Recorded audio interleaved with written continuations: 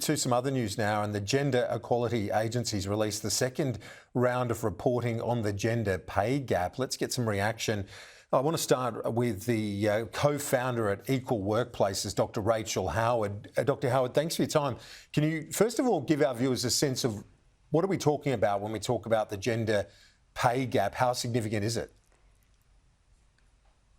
Well, it's actually a really fantastic place to start this discussion because the gender pay gap is often really misunderstood.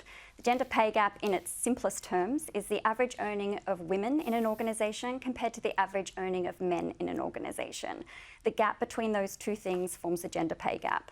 And essentially that puts a number on gender equality within an organisation. The reality is, even in very female-dominated workforces, men often occupy higher salary roles at higher levels of the organisation.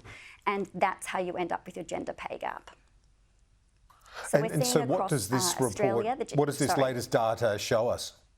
What does the latest data show us?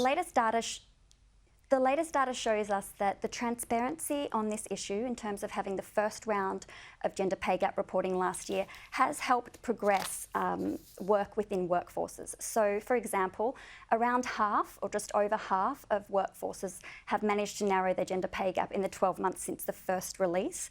That's obviously promising, but nearly 3/4 are yet to make progress on this issue and have a gender pay gap that favours men. So while we have made progress, we have a long way to go. And what's different, do you think? What are you picking up that's changed, or what's new? Any trends that you're picking up in terms of the data? Obviously, we welcome the improvement, but what else have you picked up in the numbers? Yeah, well, this year is actually a little bit different from last year, and the comparisons between the 2 years are quite limited as a result of that.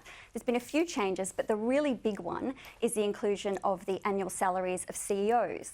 Now, nearly 80% of CEOs are men, and of course, they're attracting the highest salaries in an organisation. So by having that richer data set, we have more meaningful insights into the gender pay gap within organisations. Another really big one from this year's data set is the 30% of employers who haven't communicated with their workforce on this issue. And that's a really big number because one of the most meaningful ways you can progress this issue is actually by engaging your workforce. And we can see also from the data that just over half don't have a strategy in order to address this issue. Dr. Rachel Howard, co-founder at Equal Workplaces. Thanks for your time on that news today. Appreciate it.